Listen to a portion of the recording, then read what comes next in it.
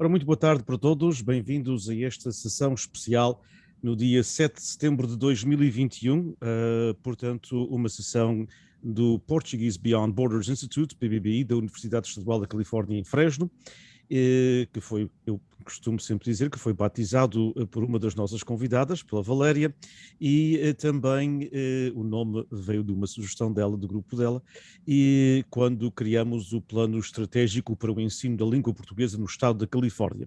É também uma co-apresentação do CPAC, California Portuguese American Coalition, da qual, portanto, para transparência total, eu sou membro da direção, assim como a Valéria também. Estamos muito gratos aos nossos convidados, estamos muito gratos àqueles que nos seguem aqui no webinário e também àqueles que nos seguem nas redes sociais. Vamos falar do Brasil, vamos falar do Brasil e das comunidades brasileiras aqui, particularmente no estado da Califórnia, da experiência do Brasil na Califórnia. O tema é precisamente do Brasil à Califórnia, novos horizontes e outras perspectivas. Temos, portanto, quatro convidados e eu vou apresentá-los muito brevemente. Não farei justiça aos seus currículos, mas é para termos mais tempo para conversar e para ouvir a explanação deles. Vou começar, portanto, com o Caio Rocha Lopes de Lima, que é, portanto, que o mais jovem, acho eu, deste painel, o Caio frequentou a Universidade Estadual da Califórnia em Fresno. Vou dizer que, portanto, veio para os Estados Unidos com a sua família, tinha 14 anos de idade e aqui fez o ensino secundário, o ensino universitário, tem, portanto, um curso de administração pública e também o seu mestrado em administração pública pelo Fresno State. Trabalha há 8 anos para o Condado de Tulare como especialista em administração pública e na criação de orçamentos e análises fiscais, que não é uma coisa fácil em termos públicos, porque o erário público nunca tem o dinheiro suficiente, e tive o privilégio, eu, não ele, mas eu tive o privilégio de o ter como meu aluno há uns anos atrás. Caio, bem-vindo. Obrigado. O privilégio foi meu. Não, foi. Você não aprendeu nada, mas eu aprendi consigo. Depois temos, com muito gosto, a Érica Almena Erickson, que é mestre em Administração Pública, portanto, com especialização em Educação Infantil pela Sonoma State University, aqui na Califórnia, nos Estados Unidos, feminista dedicada à luta por justiça social e à equidade de género, algo muito importante que, infelizmente, muitas vezes não gastamos muito tempo. Érica tem mais de 20 anos de experiência em políticas públicas, mais especificamente na promoção da equidade e inclusão social, participação política e cidadania em comunidades da Califórnia. Atualmente trabalha como coordenador de políticas públicas do Departamento de Educação Infantil no Low Income Investment Fund, um banco norte-americano de desenvolvimento. A Erika também está cursando um doutoramento em educação pela San Francisco State University. Ela já serviu no Conselho de Mulheres, no Conselho de Planejamento e Desenvolvimento Urbano e no Conselho de Planejamento de Educação Infantil do Condado de Marin, onde ela reside com o seu marido e filha. Bem-vinda. Muito obrigada.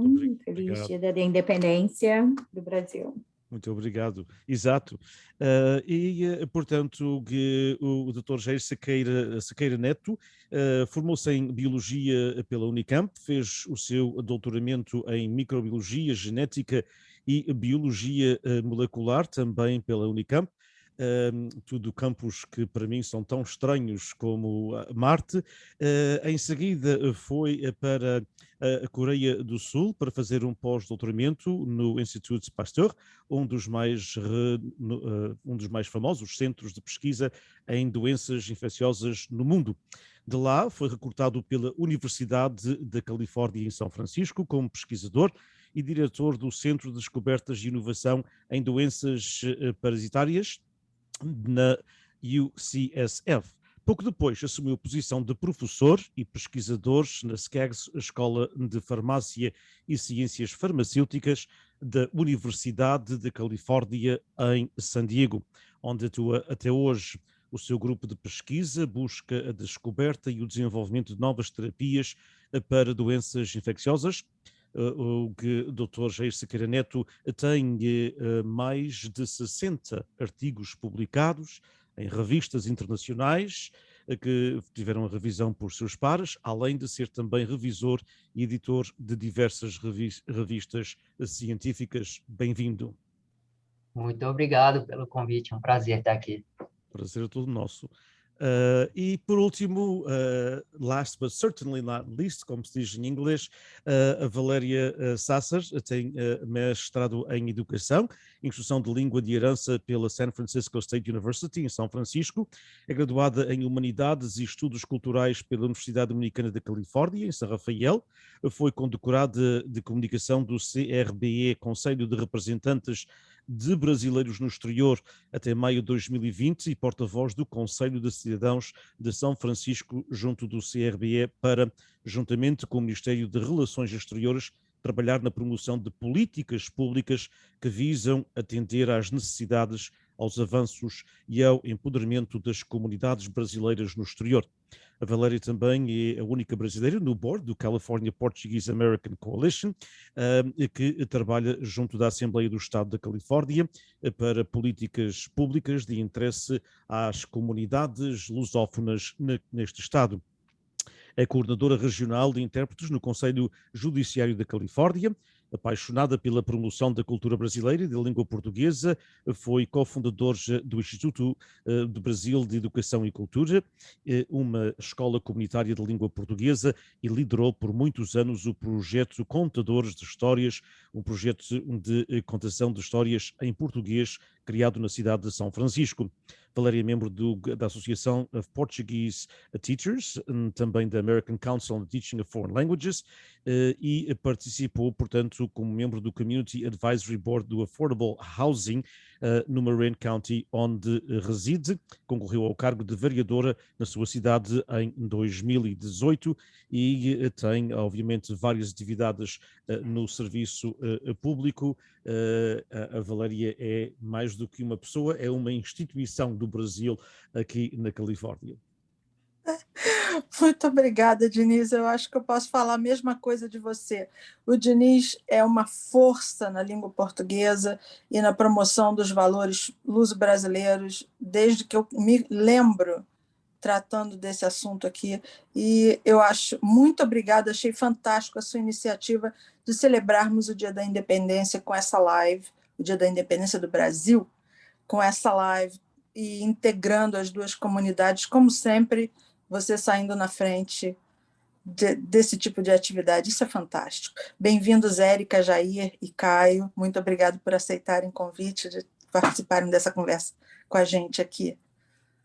Eu que agradeço imenso e falaremos até no fim um pouco sobre uma maior aproximação, na minha perspectiva, que precisa ser feita entre as comunidades lusófonas que vivem na Califórnia, quer sejam os portugueses, os brasileiros, os açorianos, que são os portugueses à parte, que a Valéria conhece e tem uma paixão pelos Açores, mas também os cabo-verdianos, os angolanos. É tempo de pensarmos um pouco além, muitas vezes. Apesar do Brasil ser um mundo em si próprio, é bom que nos unamos como pertencentes a esta comunidade de língua portuguesa, não é? Que é a quinta língua mais falada no mundo. Mas estamos aqui para falar mais precisamente do Brasil. E eu começaria com o Dr. Jair Sequeira Neto perguntando-lhe, portanto, a sua vinda para os Estados Unidos. Como é que decidiu vir para os Estados Unidos? O porquê? Obviamente, todos nós temos uma razão. E como é que viu o Brasil quando saiu e hoje, uns anos mais tarde? É uma pergunta, portanto, com alguns horizontes, mas obviamente escolha a parte que quiser focar, obviamente. Tá ótimo. Vou tentar ser breve, então. Eu terminei o meu doutorado no Brasil em 2007. E durante o período que eu estava cursando o meu doutorado no Brasil, eu fiz 6 meses de intercâmbio no Instituto Pasteur da Coreia, ainda como parte do doutorado. E nesse período que eu estive na Coreia, o trabalho que eu desenvolvi lá nesses 6 meses foi muito bem apreciado pelo Instituto, e eu recebi um convite de retornar, depois de defender o doutorado, como um pós-doc nesse Instituto da Coreia.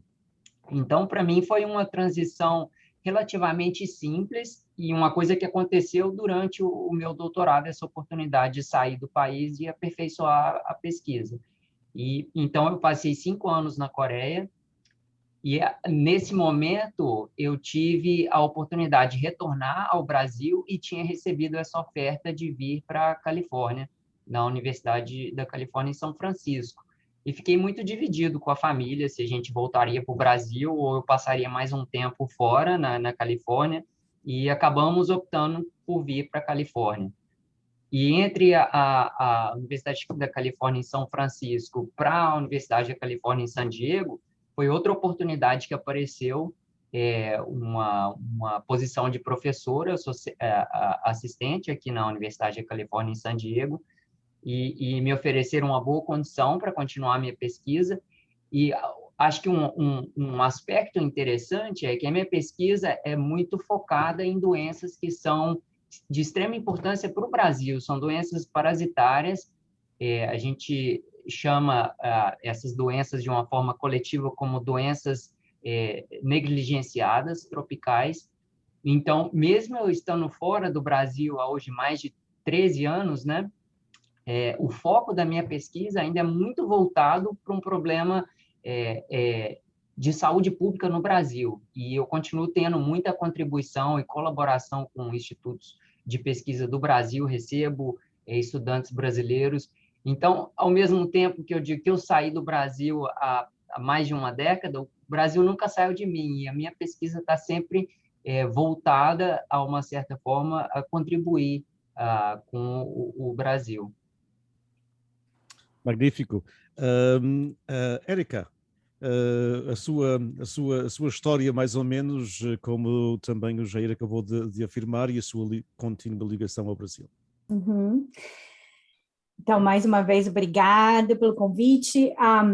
Eu, na verdade, eu vim para cá por razões pessoais. Eu me apaixonei pelo meu marido há 20 anos, há 21 anos, e aí eu já estava terminando meu mestrado no Brasil, na Fundação Getúlio Vargas, na Escola Brasileira de Administração Pública, e aí decidi vir aqui para o norte da Baía de São Francisco para poder começar uma vida junto com o meu marido.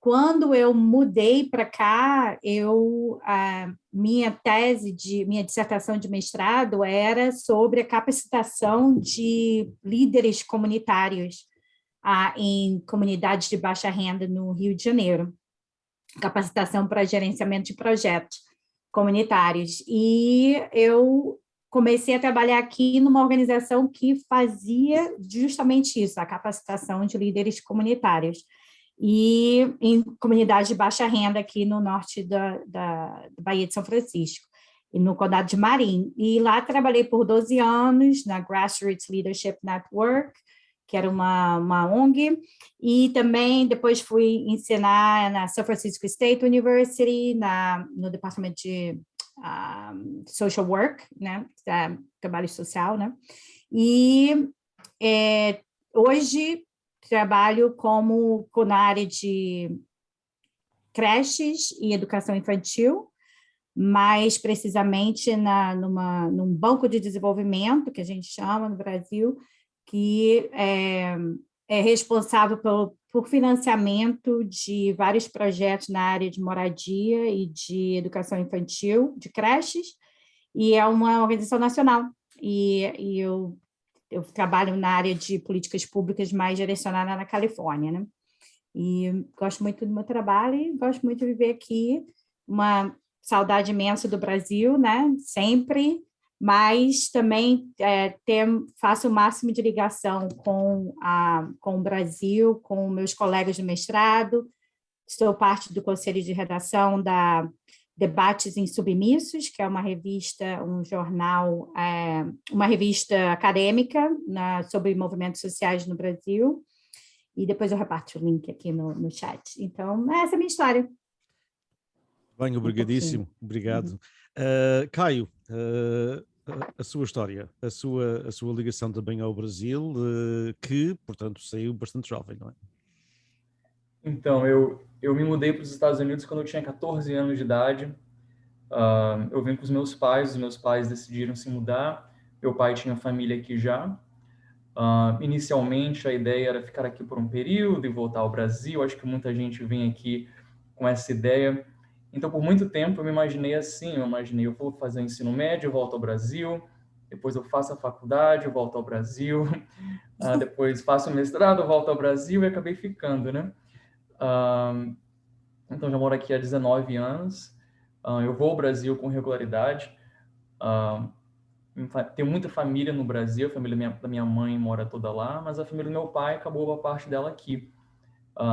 E aí eu acabei trabalhando pelo condado. Eu trabalho na área, como o senhor Borges mencionou, na área administrativa, na área de finanças, especificamente na área de proteção e assistência à criança e adolescente.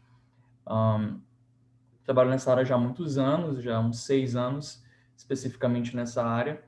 Então, eu auxilio na criação dos orçamentos de todos os programas relacionados ao sistema aqui nos Estados Unidos chama de foster care, né?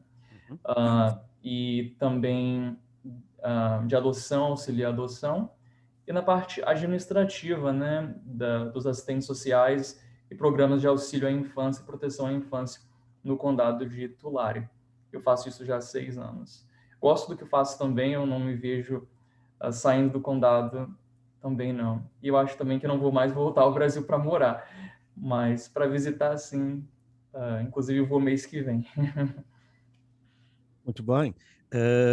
Obrigado, Caio. E Valéria, acho que toda a gente conhece um bocado a sua história, mas apesar, obviamente, de todo o seu envolvimento, conte-nos um pouco da vinda do Brasil à Califórnia e o seu percurso. Assim como Érica, eu também imigrei por amor.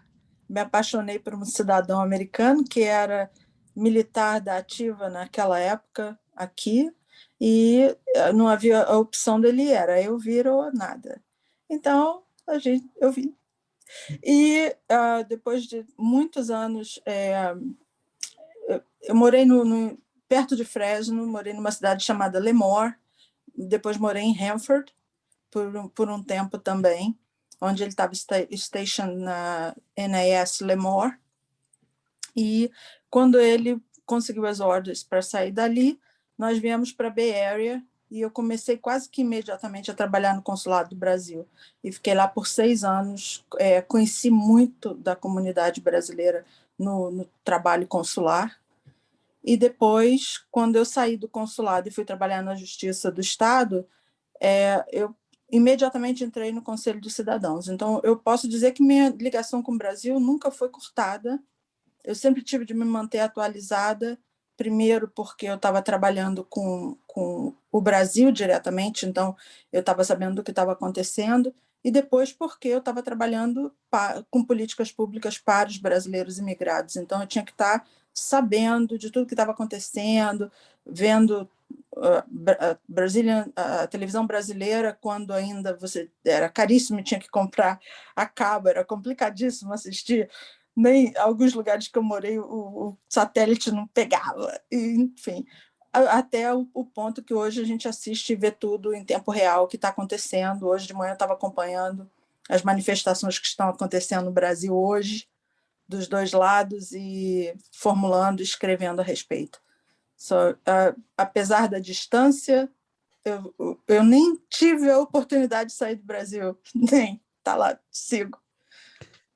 Pode-se talvez sair do Brasil fisicamente, mas o Brasil não sai de nós, não é? Não sai. Portanto, penso que se diz isso, obviamente, sobre todos os países, as pessoas têm e, obviamente, devem ter um carinho especial pelo país onde nasceram. Ainda há dias estávamos a ter algo semelhante para o PBB do Fresno State, e falou-se, portanto, da herança portuguesa de uma poetisa, e ela disse, bem, se eu fosse da Lituânia também teria o mesmo gosto.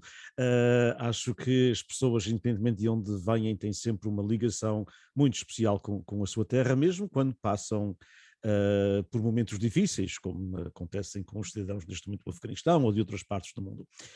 Eu voltaria ao Jair para perguntar-lhe duas coisas. Primeiro, essa sua experiência única portanto, a Coreia do Sul e depois a Califórnia, essa sua experiência de viver, portanto, sendo brasileiro quase cidadão internacional, não é?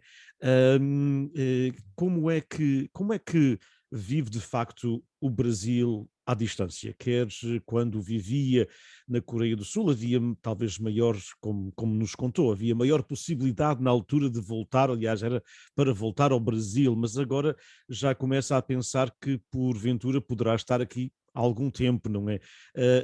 Na Califórnia. Portanto, como é que se vive numa zona, no seu caso San Diego, acho que até há uma comunidade brasileira, mas está dispersa, mas como é que se vive um país enorme como o Brasil, um país, portanto, com uma cultura única, uma música, etc., como é que se o vive à distância?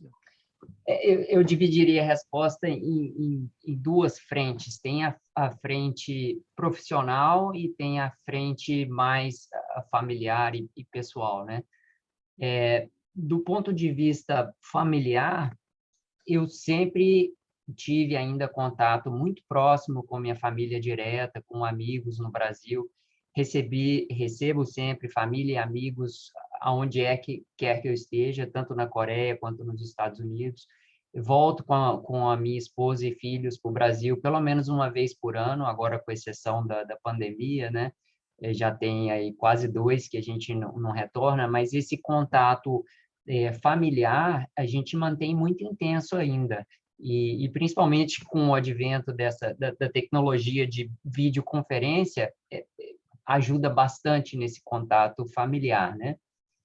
E com isso a gente consegue introduzir partes culturais de músicas, eventos do Brasil com os meus filhos, né?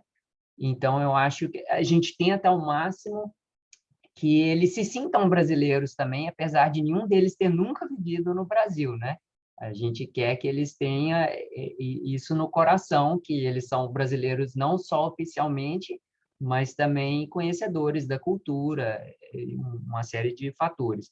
Do ponto de vista profissional, mesmo estando fora do Brasil, eu sempre tive brasileiros trabalhando comigo, tanto na Coreia do Sul, quanto em São Francisco, quanto em San Diego.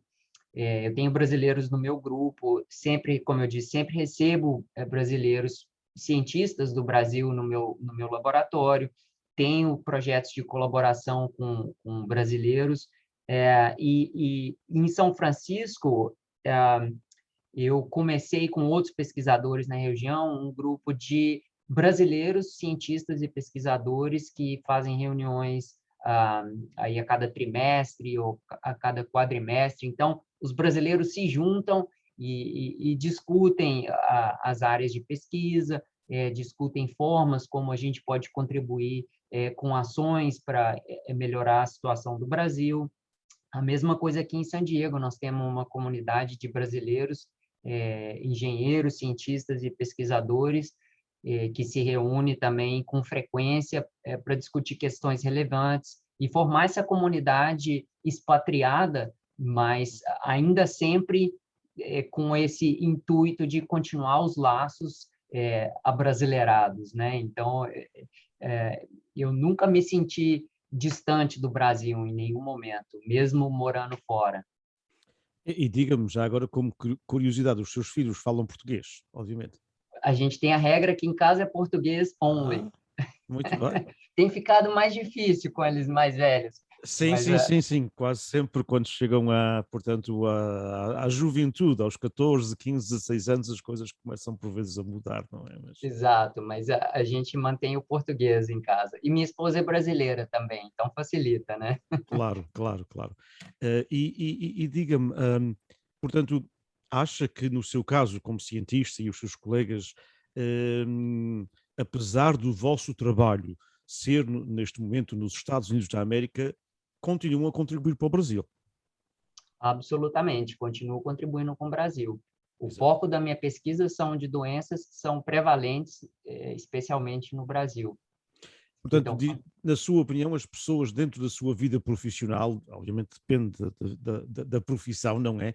Mas podem de uma forma ou de outra continuar a contribuir para o Brasil, porque há eu vou usar uma palavra americana, não é do inglês americano, há um know-how, pelo menos em Portugal usa-se muito essa palavra, o know-how, ou essas duas palavras, há um know-how americano que muitas vezes ajuda as comunidades independentemente de onde vieram, neste caso do Brasil. eu concordo com isso. E na minha área de ciência, de pesquisa, o Brasil já há alguns anos vem enfrentando muita dificuldade em termos de financiamento, de investimento em pesquisa, né? Então, é triste por um lado, porque eu vejo muitos colegas no Brasil extremamente competentes, mas que não têm as mesmas condições de desempenhar uma pesquisa em nível de descobertas mundiais, porque o Brasil muitas vezes não permite esse investimento para que a pesquisa no Brasil seja competitiva, né? Então, esse é um lado triste. Eu hoje não me vejo voltando para o Brasil para trabalhar com pesquisa de ponta. E eu vejo muitos colegas que hoje estão no Brasil estão procurando oportunidades fora, infelizmente, né? Infelizmente, exato, infelizmente. Diniz, eu queria falar uma coisa sobre o Jair. O Jair é um dos divulgadores científicos que o Brasil possui atualmente. Quando toda por exemplo, Covid e vacina, o Jair participou numa entrevista com a gente de 2 horas, em que ele explica detalhadamente, de forma leiga para nós, pessoas normais, entendermos, sobre o desenvolvimento de vacinas e quão isso tudo é importante. Então, eu considero o Jair no nível da doutora Natália Pasternak, Átila Yamarino, e ele deveria ter muito mais voz, e se depender de mim, terá sempre, porque a quantidade de ciência que ele torna disponível para as pessoas, de um modo geral, de forma clara, é fantástico. Então, eu espero que fique aqui mesmo, Jair, por muito tempo. Eu agradeço, Valéria. Realmente, agora, durante a pandemia, tem tido uma onda de desinformação que é extremamente perigosa, né? A gente está falando em uma informação que pode custar a vida das pessoas. E eu tenho trabalhado aqui no laboratório com o vírus, com o SARS-CoV-2, então tem minha pesquisa com o coronavírus, né? E já fiz diversas palestras no Brasil voltadas para um público não científico para tentar explicar de forma da mais simples como eu tento, né? Que realmente no intuito de combater essas desinformações que podem custar caro para as pessoas, né? E tem muita desinformação, é desesperador. Eu acho que vamos bater à sua porta em breve para que façamos algo em português para as comunidades de língua portuguesa nos Estados Unidos, particularmente, porque brasileiros, portugueses, angolanos, cabo-verdianos, imensos, particularmente na costa leste dos Estados Unidos, que muitas vezes não têm o conhecimento suficiente da língua inglesa e ficam-se pelo que diz o canal X ou o canal Z, não é? Y ou Z. E portanto, talvez, consoante o seu tempo, iremos bater em breve à sua porta, porque era importante fazer uma explanação, como fez para o Brasil, mas para as comunidades de língua portuguesa nos Estados Unidos. Portanto, Conte comigo. muito bem, obrigadíssimo. Então, não me esquecerei. Érica, falando também do seu trabalho, da sua ligação ao Brasil, e mais ou menos a mesma pergunta, mas obviamente a sua experiência é diferente, como a da Valéria foi por amor, no caso do Jair foi por amor portanto, à ciência, e o Caio foi por amor aos pais para vir com eles, não é? Mas eu perguntar-lhe, dentro do seu campo, que é um campo fascinante, portanto, o seu trabalho no Low Income Investment Fund e o seu trabalho com sociedades, com uma parte da sociedade que muitas vezes está um pouco à margem daquilo que nós gostamos de dizer, este aqui é o americano tradicional, não é? Ou este aqui é o brasileiro tradicional.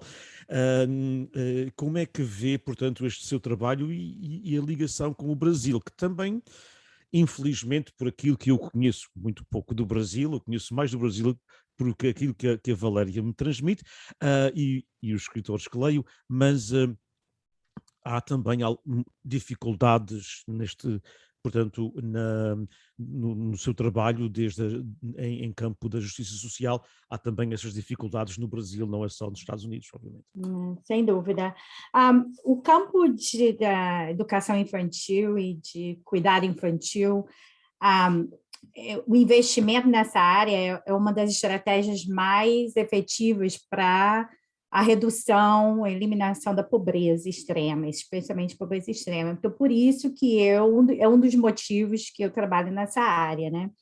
Também comecei a trabalhar nessa área quando eu vi quando eu tive minha filha, que hoje tem 11 anos, e vi como cuidado infantil é um obstáculo aqui nos Estados Unidos, como também qualquer outra nação, quer dizer, maioria delas, né, que não tem acesso universal a cuidado infantil, como no Brasil, e vi o quanto que é um obstáculo para a mobilidade econômica das mulheres, né, mais especificamente. Então, nessa área, agora no doutorado, eu vou estudar mais sobre essa educação infantil no Brasil também, fazer essa ponte, né, como que os movimentos sociais influenciam o desenvolvimento e a disponibilidade de cuidado infantil e educação infantil no Brasil, mas sempre estou conectada com os movimentos sociais no Brasil e trabalho diretamente com a revista Debates Insubmissos, que eu reparti no chat aqui, a informação. Também trabalho em colaboração com meus professores, o professor Tenório, que é um dos renomados professores da EBAP, da FGV. Sempre quando tenho oportunidade, faço palestras lá no Brasil, conversando com os alunos e com outros. E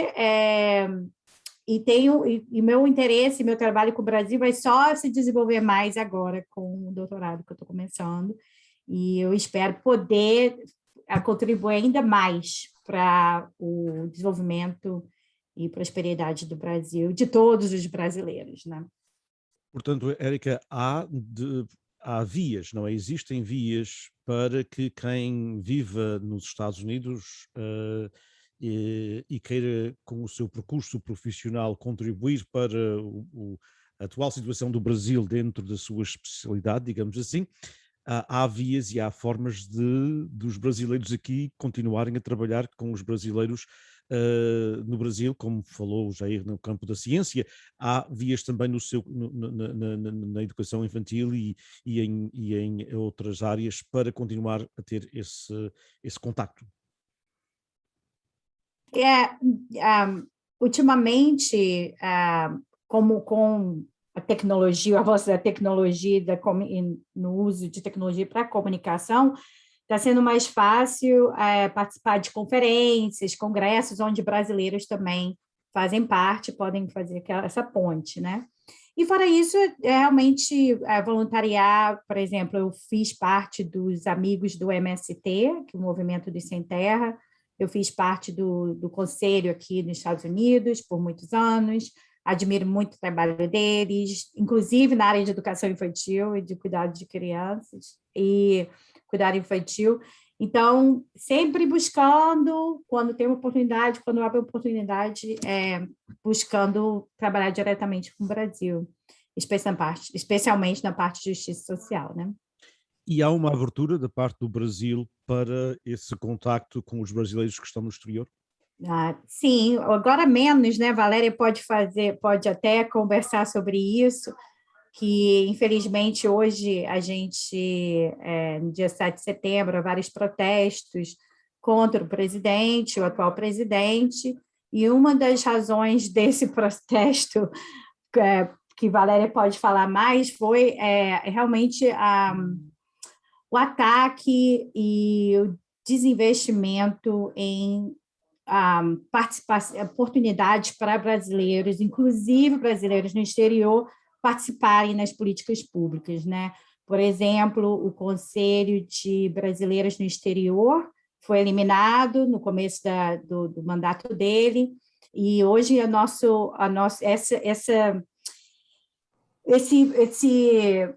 esse canal de comunicação com os brasileiros no exterior foi eliminado, né? Então, a Valéria, talvez você possa conversar um pouco sobre isso. É verdade, você já resumiu bem. Em abril de 2019, essa administração federal no poder atualmente, no Brasil, eliminou praticamente todos os conselhos de consulta pública, a participação cidadã no Brasil foi eliminado com um decreto. Então, dentre eles, o Conselho de Representantes dos Brasileiros no Exterior, que não existe desde então.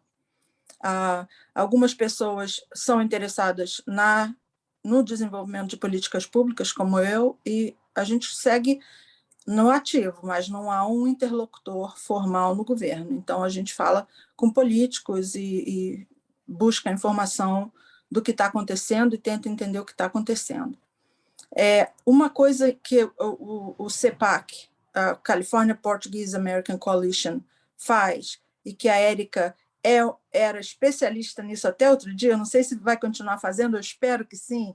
A Érica é uma pessoa que sempre promoveu a participação política dos brasileiros, das pessoas de um modo geral, mas dos brasileiros no exterior, com toda certeza. Então, ela sempre acha que as pessoas têm que participar dos board members, das commissions, dos committees, concorrer a cargos públicos. Ela, quando estava na Marine Grassroots, ela teve e eu participei, e foi fantástico, um Leadership Academy, para você aprender a participar das políticas públicas de forma local. E é fundamental que os brasileiros vejam a participação política no exterior, especialmente na Califórnia, que é um estado tão grande e com uma variedade de vida tão diferente de um lugar para o outro, que participem em suas regiões. Quem sabe o Caio concorre a um cargo público. Quem sabe o Diniz vai concorrer a um cargo público, que eu espero que concorra, e vai ser uma ponte das nossas comunidades nessas localidades e na Califórnia de um modo geral. Valéria, muito obrigado pelo voto, mas burro velho não aprende nova linguagem, portanto, chega-se a uma idade para tudo. Mas o Caio, boa ideia, na realidade, o Caio, a Érica e o Jair, embora o doutor Jair deve permanecer na ciência, que é muito mais estável do que a política. Eu apoio como cabo eleitoral. Eu acho que representatividade é muito importante. Eu diria, Caio, na sua experiência, fale-nos um pouco como é que você, que veio com 14 anos, continua para além da viagem esporádica ao Brasil, não é? Continua ligado ao Brasil, numa zona em que não há muitos brasileiros, não é? Há uma comunidade mais ligada a Portugal, no que concerne, e há uma comunidade, obviamente, hispânica forte, mas como é que ao longo destes anos você conseguiu ligado ao Brasil e para si, que veio com apenas 14 anos, é mais importante ser americano ou brasileiro, ou como é que isso se conjuga? Eu acho que no começo, quando eu vim para cá, houve sempre essa ideia de voltar ao Brasil. Então, a minha ligação com o Brasil permaneceu muito forte, tanto em termos de família, como uma ligação cultural, né? Através da televisão, livros, amigos que eu mantive contato por todo esse período. Mas sempre com essa ideia de voltar ao Brasil, voltar a morar no Brasil. Ao longo dos anos, apesar dessa ideia de voltar a morar no Brasil ter sido deixado de lado, essa ligação continuou, não só com familiares, como com amigos no Brasil. Agora, a minha ligação com brasileiros aqui nos Estados Unidos é pouca, porque não há muitos brasileiros que eu conheço que moram aqui na minha região. A minha ligação, de fato, é com brasileiros que moram no Brasil, e se dá né, de maneira eletrônica, né, pelo famoso WhatsApp, que é tão prevalente no Brasil. Profissionalmente, não há uma ligação entre o que eu faço e o Brasil. Interessantemente, eu tenho familiares que trabalham na mesma área que eu trabalho aqui no Brasil, só que eles não trabalham na área fiscal, eles trabalham ou na área do judiciário ou na assistência social mesmo, também na área de proteção à criança.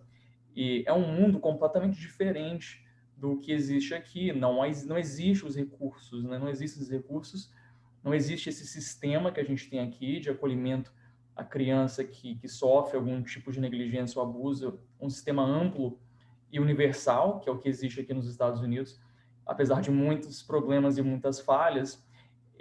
Nas minhas conversas com as pessoas no Brasil, eles dizem, né, que não existem recursos básicos,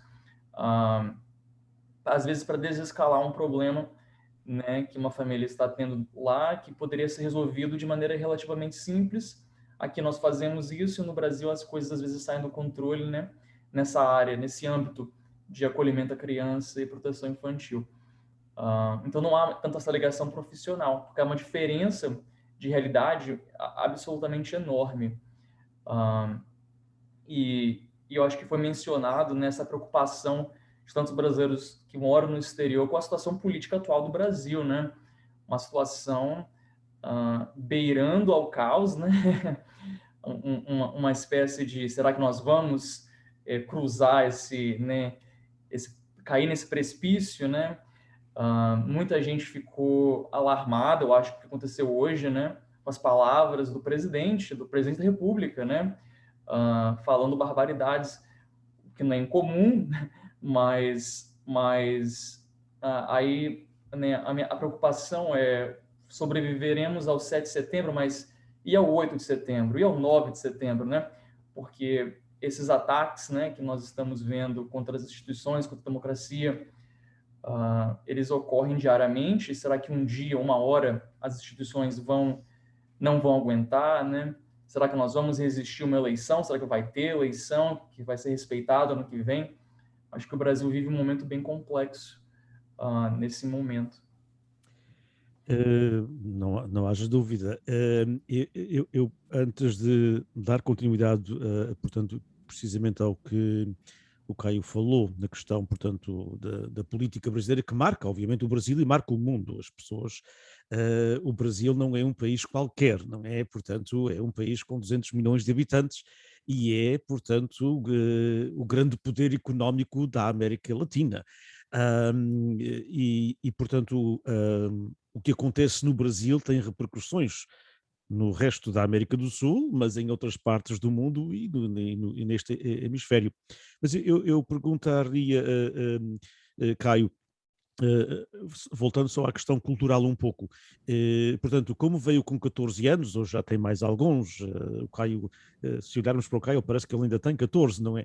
Ele tem, de facto, uma aparência muito jovem. Quando ele foi para a minha aula, eu perguntei-lhe se ele, na realidade, já tinha idade para estar numa escola secundária, porque ele parecia que tinha 12 anos,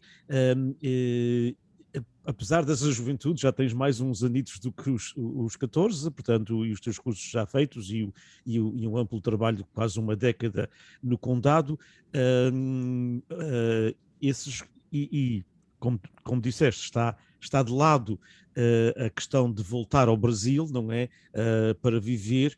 Consideras-te, entretanto, apesar de teres vindo tão jovem, consideras-te ainda, portanto, brasileiro, ou já o Caio se considera metade de cada, já há mais ali, portanto, uma tendência para um lado ou para o outro no IFAN, digamos assim? É uma pergunta difícil, né? Acho que é uma pergunta que por muito tempo quase que me atormentou, né? É uma questão quase que de identidade, né? E essa mudança de identidade que acontece aos poucos. Eu acho que demorou muito tempo para eu me aceitar como sendo os dois, como, né, uma coisa não nega a outra. né? Ser cidadão do Brasil não significa, não diminui a minha cidadania americana e vice-versa, né? Então, eu acho que nesse momento eu estou em paz com isso e em paz sendo cidadão dos dois países. Claro, claro. Valéria, portanto, acho que o Caio lançou aqui uma série de reptos, digamos assim, sobre o Brasil de hoje, o que aconteceu hoje, mas como ele disse muito bem, reitando as palavras dele, por isso é que ele sempre foi um jovem super inteligente, que não é só o 7 de setembro, vamos olhar para o 8 e o 9 e o 10, etc. O Brasil vive uma situação preocupante na vossa perspectiva, Valéria, e como é que uma pessoa que tem estado sempre envolvida, como é que vê o Brasil de hoje e na realidade a democracia poderá estar em perigo no Brasil, como já esteve e continua a estar. Aliás, as democracias estão sempre em perigo porque não são, portanto, ao contrário das ditaduras, têm, portanto, outra forma de estar na sociedade. Mas a sua perspectiva, aqueles que, por exemplo, aqueles que eu falo, que são brasileiros que eu conheço e que falo de vez em quando, estão muito preocupados. Há razão para a preocupação deles ou como é que a Valéria vê isto? Eles estão absolutamente corretos de estarem preocupados. O país está sem direção. Essa é a sensação da maior parte de nós. E as pessoas, como em todos os lugares, o presidente tem uma base de apoio de cerca de 30%, um bocadinho mais, um bocadinho menos, que não vai apoiá-lo, não importa a aberração que ele faça. Mas tem também o outro lado, a oposição também tem seus 30%, que também vai ser oposição, não importa o que aconteça, vai ser esquerda. E nós temos esses 40% no meio, que a gente precisa convencer e mostrar tudo que está fazendo, tudo que está acontecendo no Brasil. As pessoas estão sentindo na pele, com tudo mais caro, o custo de vida está desenfreado, a inflação nesse mês já está 9%, a soma, e isso é inaceitável num país que pode produzir, pode fazer tanta coisa. Fora o fato de deixar de ser liderança, porque, como sempre foi em vários assuntos, passou a ser uma escória internacional. Então, a falta de respeito que existe pela nação Brasil vai ser difícil de recuperar.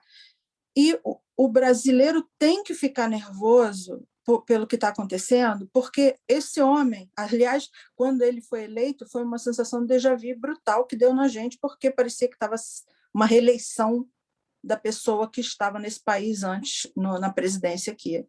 E ele entrou e ele está governando, ou não está governando, mas praticando a política com a mesma cartilha do Stephen Bannon e do Trump e de toda essa ultradireita americana, inclusive na tentativa de já desacreditar as eleições do ano que vem, o que, na minha opinião, é a parte mais perigosa. Enquanto ele precisava que passasse no Congresso a proposta dele de voto impresso auditável, como se a urna eletrônica não fosse auditável, e é completamente, quem trabalhou em eleição sabe disso, ele atacou diretamente o presidente do Supremo Tribunal, Superior Tribunal Eleitoral, o ministro Barroso. Então, ele atacou o quanto pôde, falou todo mal, tudo, a proposta acabou não passando. E ele agora está numa campanha sem dó, assim, brutal, contra o Alexandre de Moraes, né? O ministro Alexandre de Moraes. Então, hoje, foi muita gente, muitos cartazes nessas passeatas, nessas demonstrações de apoio, coisa mais louca do mundo, no Brasil, falavam contra o ministro Alexandre. Por quê? Porque é ele que vai ser o presidente do Superior Tribunal Eleitoral no ano que vem, quando as eleições acontecerem. Então, eles já estão praticando, já estão começando a desacreditá-lo e atacando ele de todas as formas possíveis para já desacreditar a eleição que vem por aí no ano que vem. A chance, o Trump tentou um coup d'état no dia 6 de janeiro. Eu acho que no Brasil, se não acontecer antes, certamente ele vai tentar se elegermos outra pessoa. E há grande chance de elegermos outras pessoas, porque outras pessoas, falo até no plural, porque para o Congresso também, porque ele está com a popularidade em baixa. Basicamente, somente a sua base o apoia nesse momento. É bastante complicado. A situação é muito complicada. E não, é muito difícil de explicar, você tem que fazer o paralelo com o Trump para conseguir explicar um pouco o que está acontecendo. Mas isso é danoso, é baseado em fake news, toda a informação é misinformation and disinformation, porque em inglês é muito mais forte a diferença dessas palavras. E eu escrevi, inclusive, um artigo em janeiro de 3 partes, tão longo que ficou, falando por que fake news precisa ser criminalizado, para acabar com esse tipo de enganação vinda do gabinete presidencial. Gabinetes da presidência não podem fazer essas coisas. Deve ser, as pessoas que promovem misinformation devem ser criminalizadas fortemente. E o Bolsonaro acabou de vetar essa perspectiva na lei do Brasil. A gente passa isso depois. Pois é. Portanto, há mesmo que estar preocupado com a situação, não é? Independentemente até de quem seja ou não seja brasileiro, porque, obviamente, nós queremos democracias a funcionar em todo o mundo. Eu pedi-vos cerca de 1 hora e nós estamos quase perto do fim, mas iria pedir-vos mais uns 15 minutos, só para voltar a fazer uma espécie de ronda aos 4 e começar de novo com o Dr. Jair Siqueira Neto, para lhe falar precisamente na questão da ciência e da política, ou seja, as políticas, independentemente dos partidos, não é? A política de um país e a linha política de um país muitas vezes tocam na ciência e às vezes os pesquisadores, os cientistas, os homens e as mulheres que têm, portanto, que dedicam uma vida ao estudo de uma doença, portanto, de uma forma, portanto, económica, de uma política para melhorar a vida das crianças, etc. Os cientistas da ciência firme e da ciência menos firme, das ciências sociais, muitas vezes são afetados pelas políticas do próprio país, que muitas vezes têm repercussões nos centros de pesquisa, nas universidades, nos grandes polos da informação. Como é que os cientistas, e neste caso um cientista brasileiro, não é, nos Estados Unidos da América, como é que um homem da ciência vê de facto a situação política que muitas vezes não está como deveria estar? Isto aqui estou a utilizar um pouco, é a minha opinião, mas não está como deveria estar em sintonia com a ciência, não é? Portanto, muitas vezes não usa a ciência para bem dos cidadãos, mas precisamente ao contrário. Como é que os cientistas veem isto? Eu começaria dizendo que a ciência ela é essencial, fundamental para o desenvolvimento de um país, como nação, como prosperidade. Eu daria, inclusive, o exemplo da Coreia do Sul, que foi um país completamente devastado por uma guerra há 6, 7 décadas atrás, e se reconstruiu. Hoje é uma das maiores potências, exclusivamente focando em educação e desenvolvimento tecnológico, ou seja, ciência e pesquisa. Países que não investem em pesquisa e em desenvolvimento estão fadados ao fracasso. Isso é muito óbvio se você olha em termos dos países no mundo, quem são os que mais investem em pesquisa e desenvolvimento. Infelizmente, o Brasil já vem aí há alguns anos diminuindo o investimento em pesquisa, vem desmontando universidades públicas, que são centros de excelência em pesquisa, historicamente dizendo, né? Então, as perspectivas são muito ruins. E mesmo se você olha para o Brasil, o que o Brasil hoje produz de bom, de forma competitiva mundial? Muito é o agronegócio. E o agronegócio hoje, essa potência no Brasil como muito em função da ciência e da pesquisa, principalmente em virtude da Embrapa, a instituição da Embrapa, e você vê que hoje o Brasil é um dos maiores exportadores de grãos, de carne do mundo, ainda dependendo dessa ciência. Falta o investimento em ciência em outras áreas de física, áreas de ciências da saúde, potencial e recurso humano, o Brasil tem de forma vasta. E o cientista brasileiro é super valorizado no mundo inteiro, por sua criatividade, por sua dedicação, mas, infelizmente, sem esse investimento no país, realmente fica muito comprometido o futuro e o progresso da nação. E eu vejo essa falta de investimento ao ponto que estamos hoje, vai demorar muito tempo para a gente conseguir recuperar tanto em formação de novas pessoas, né, de capacitação de bons profissionais, quanto em reestabelecimento de uma infraestrutura que seja adequada para uma pesquisa de ponta. Então, a situação do Brasil hoje é muito difícil. Eu acho que falta essa visão da parte de liderança administrativa para, de fato, constituir um programa sólido e bem fundamentado, bem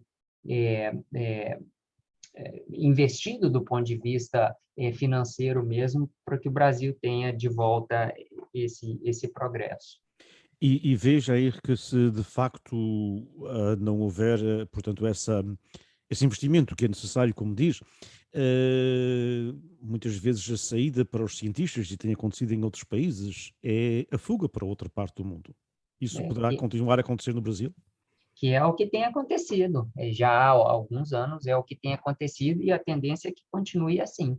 E quanto mais isso acontece, mais tempo vai demorar para o Brasil um dia retornar a ser um país forte cientificamente falando.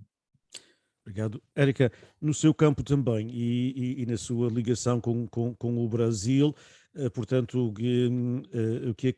qual é a sua perspectiva sobre o momento atual e como é, na realidade, que o Brasil pode voltar a ser o Brasil o Brasil que precisa ser, e aliás, acho que não estarei a dizer nenhum absurdo, o Brasil que o mundo precisa que o Brasil seja.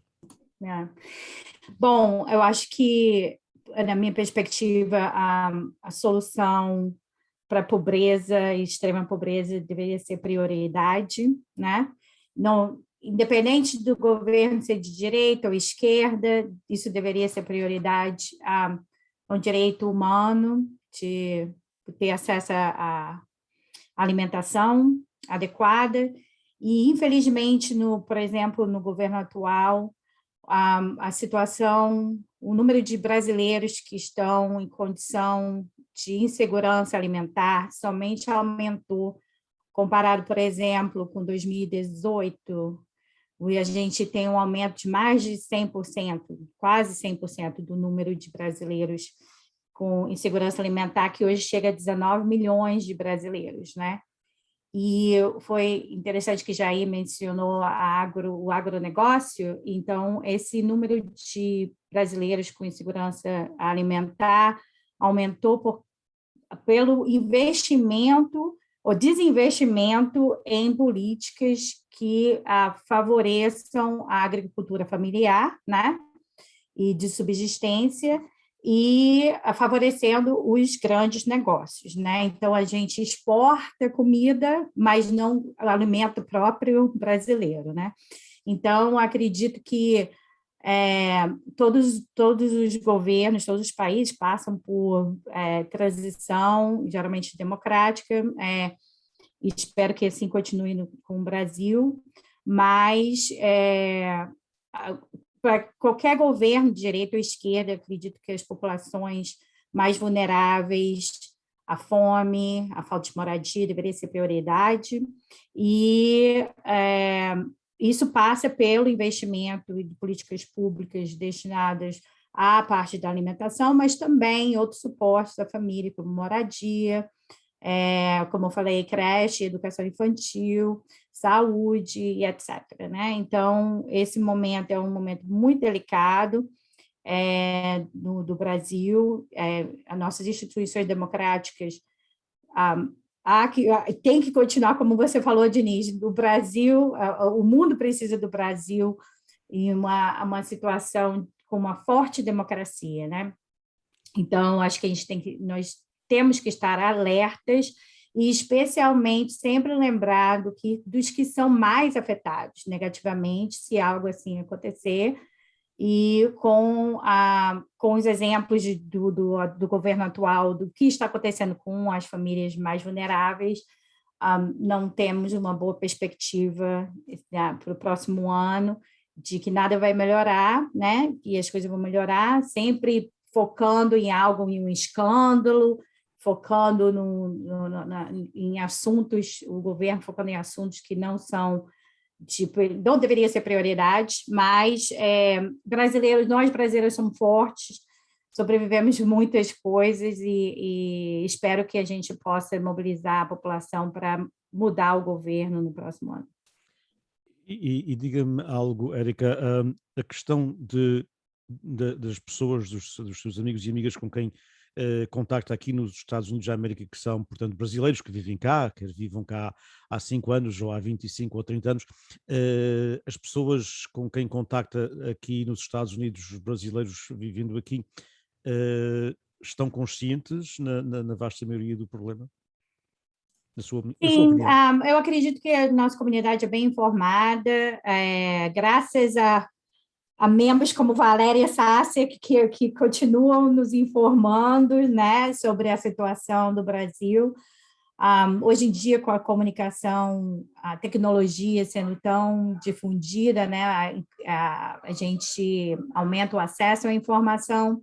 Infelizmente, como a gente conversou no começo desse evento, o canal de participação dos brasileiros no exterior foi cortado, né, com a eliminação do Conselho de Brasileiros no Exterior, e isso é um fato muito sério, porque a nossa voz não pode ser considerada na decisão de políticas públicas, e somos tão brasileiros quanto que estão vivendo lá, e temos nossas próprias questões que devem ser consideradas, né, no gerenciamento público.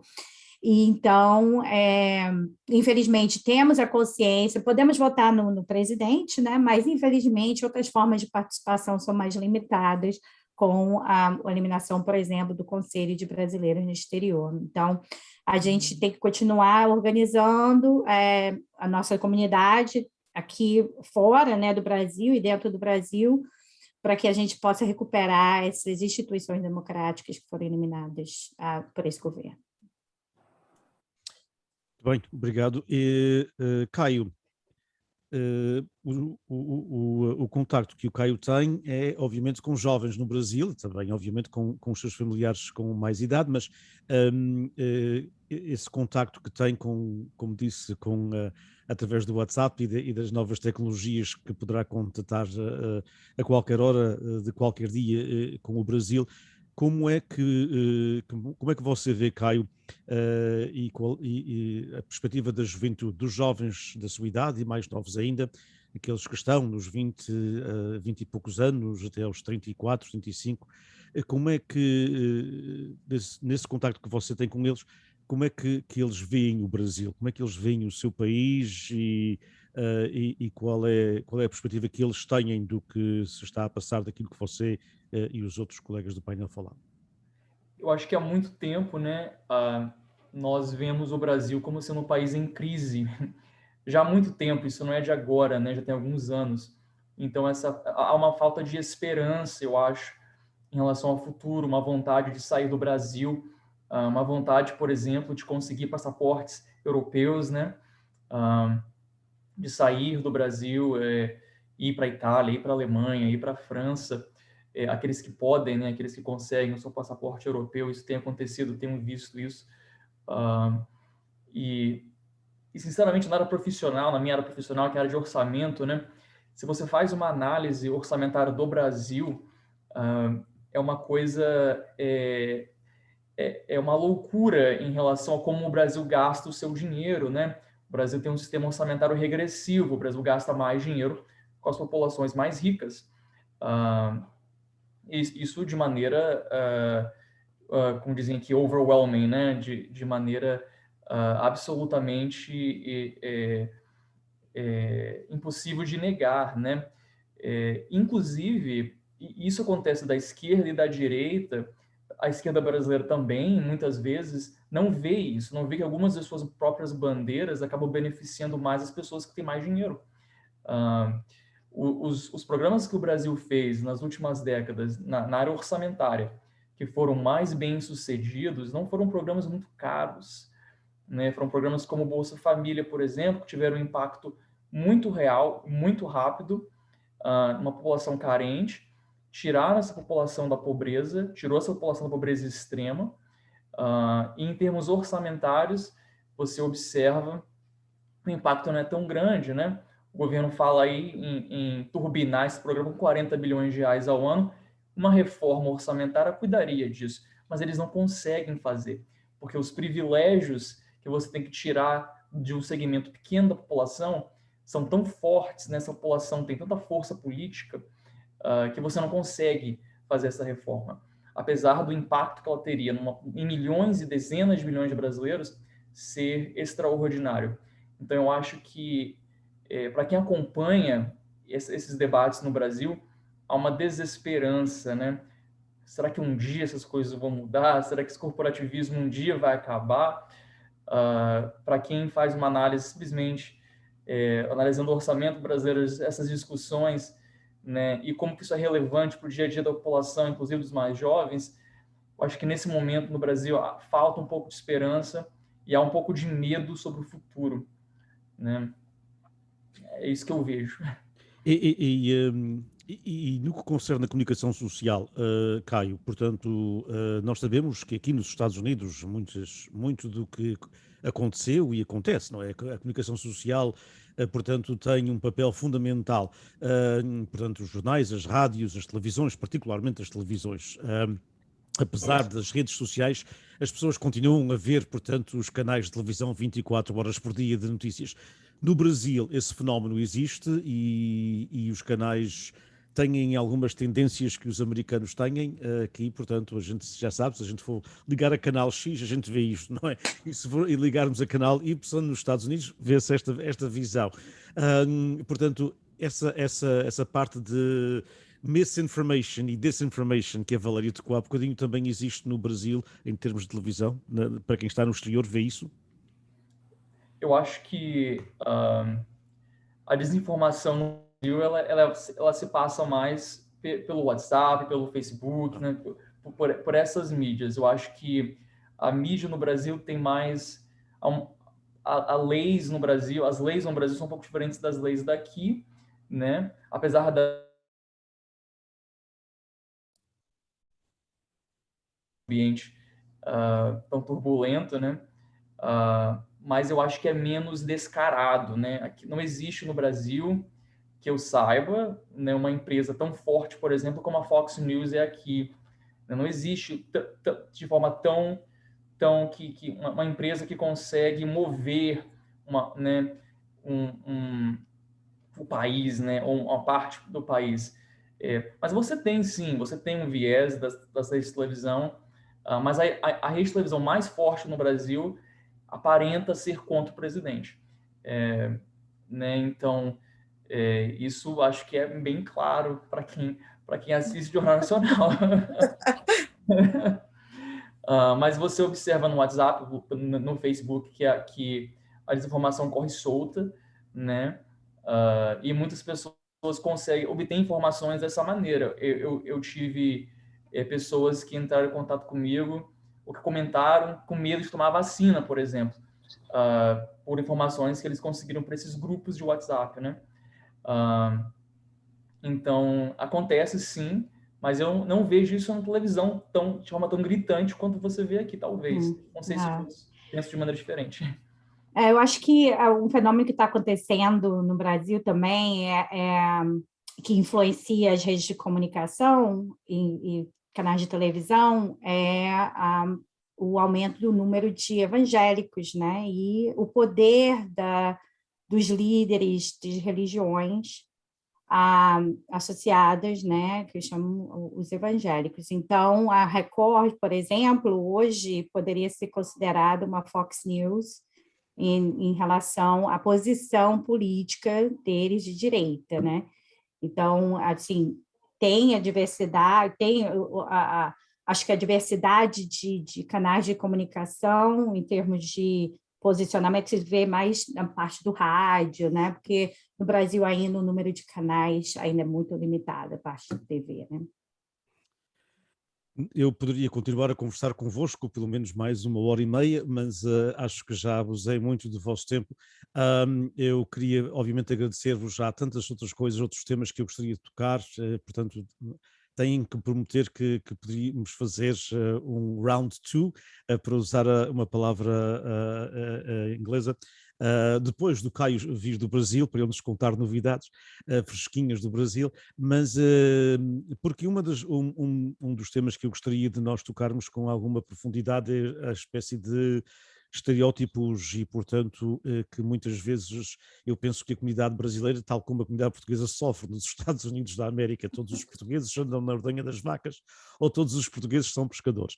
A mesma coisa como todos os brasileiros, portanto, sei lá, gostam de samba. Aliás, devem gostar, que eu gosto muito do samba, mas eu penso que mas daria pano para outras mangas, digamos assim, conversarmos sobre os estereótipos que são facilmente promovem-se facilmente no mundo americano, apesar de o mundo americano ter um fascínio muito grande pelo Brasil, e ainda bem. Aliás, como professor de língua portuguesa nos últimos anos na universidade, a vasta maioria dos meus alunos, apesar de eu não falar português do Brasil, nem tento, não é? Nem tento, porque seria insultar a pronúncia bonita do Brasil, e portanto eu não tento, portanto não tenho essa ousadia, mas a maioria dos meus alunos está de facto interessada no Brasil. Portanto, aqueles que estão a tirar língua e cultura portuguesa na universidade têm algum fascínio por Portugal por motivos da imigração que conhecem aqui nesta zona, mas em termos de, portanto, do futebol, da música, da cultura, do cinema, etc., o Brasil tem um grande poder de captação no imaginário dos jovens americanos, e ainda bem.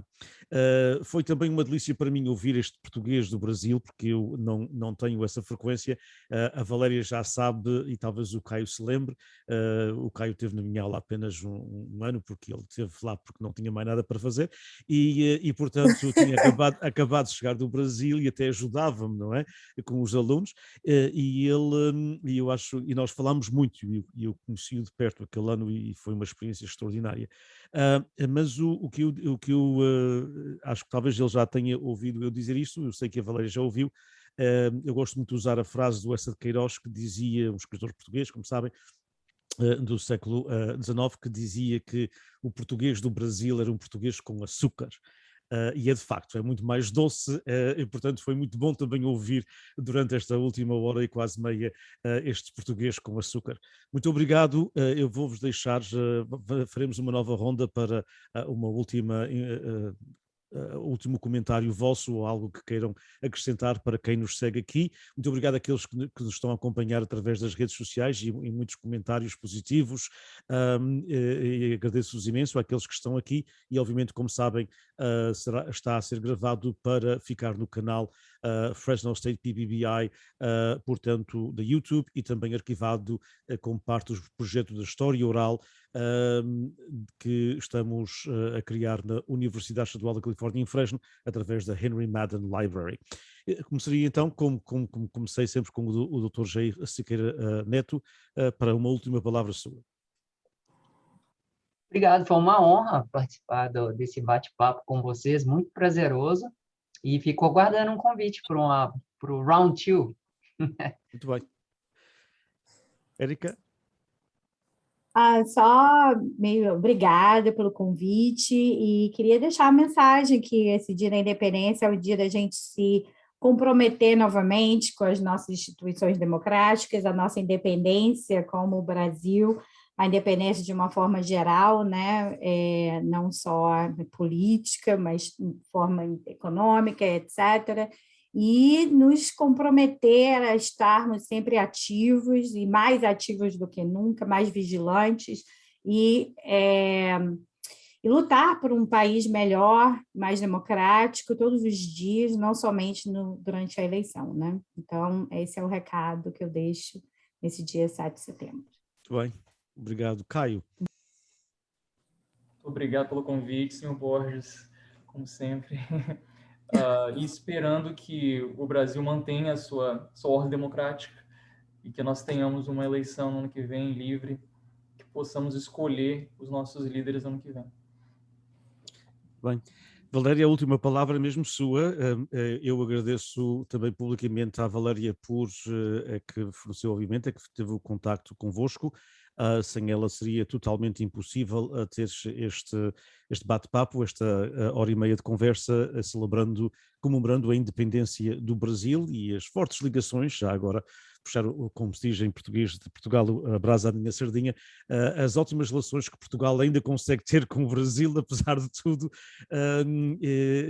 consegue, portanto, ter boas relações. Aliás, no caso concreto da região autónoma dos Açores, daquelas pequenas 9 ilhas no meio do Atlântico, nós temos uma forte ligação com o Brasil. Aliás, eu conheço poucos açorianos que não tenham um parente no Brasil, porque foram 200 e tal famílias que foram de uma só vez, não é? Que foram para a Zona Sul, particularmente para o Rio Grande do Sul. Há muita ligação com o Brasil e havia um enorme respeito e uma enorme admiração pelos brasileiros. Aliás, as pessoas diziam, eu não vou usar o termo porque é um bocadinho grosseiro, mas as pessoas diziam que quem vai para a América vai e vem na mesma. Agora, quem vai para o Brasil, se vai um bocadinho menos culto, vai cultíssimo. E, portanto, há uma grande ligação entre a região onde eu nasci, os Açores, e o Brasil. A Valéria tem feito muito para aproximar todas estas comunidades da língua portuguesa. Muito obrigado, Valéria, por tudo. E a última palavra, como eu disse, é mesmo sua. Muito obrigada, Diniz. Posso dizer o mesmo de ti. A integração das nossas comunidades na Califórnia é exemplar. Não há nenhum outro lugar nos Estados Unidos ou no mundo que eu conheça cujas as comunidades brasileiras e portuguesas e outras comunidades que falam português colaborem e participem tanto uns com os outros. Eu sou muito feliz e muito agradecida a você por trazer essa ponte desde sempre. Obrigada, Érica, Jair, por aceitar o convite. Caio, gostaria muito de conectar contigo para o futuro. Tulare é logo ali, vem rapidinho. Né? E eu gostaria de falar com os brasileiros, especialmente porque essa eleição do ano que vem está batendo a porta. Vamos pensar, quando servimos a ideias passadas que não servem mais ao nosso país, nós somos mesmo livres? Somos livres quando aceitamos e concordamos com desmandos e coisas que não atingem as nossas populações, e no Brasil tão diverso. Como podemos ser livres, sermos independentes, se ainda estamos cumprindo aquelas cartilhas antigas? Pare, pensa. Vamos pensar bem em quem vamos votar no ano que vem. Obrigada, Diniz. Obrigado a todos mais uma vez. Eu queria só também anunciar que a California Portuguese American Coalition este ano foi tarde demais, mas para o ano que vem, se tudo correr bem, e como dizia a minha avó, se Deus quiser, iremos ter o dia, vamos tentar, tudo por tudo, para o ano acho que será, portanto, numa quarta-feira, o 7 de setembro, a nossa intenção, através da California Portuguese American Coalition, fazer o que já fazemos com o Dia de Portugal, que é 10 de junho, a Dia de Camões, fazer, portanto, haver uma resolução, é tempo que haja, na Assembleia Estadual em Sacramento, homenageando os brasileiros na Califórnia e homenageando a ligação Brasil e estendendo ainda mais a região Brasil-Califórnia, com uma resolução, se tudo correr bem, e até lá teremos alguns contactos e a tal informação do Dr. Jair Sequeira Neto para que as pessoas todas fiquem vacinadas, para que nos possamos juntar em Sacramento no dia 7. Seria muito bonito juntar a comunidade de origem brasileira em Sacramento em torno de uma resolução que será aprovado, obviamente, no Capitólio, pela Assembleia e pelo Senado, decretando pela primeira vez o dia 7 de setembro como Dia do Brasil na Califórnia. É essa a nossa intenção, vamos começar a trabalhar já em fevereiro do ano que vem para que isso aconteça em setembro. Muito obrigado a todos, um forte abraço, viva o Brasil. Obrigado.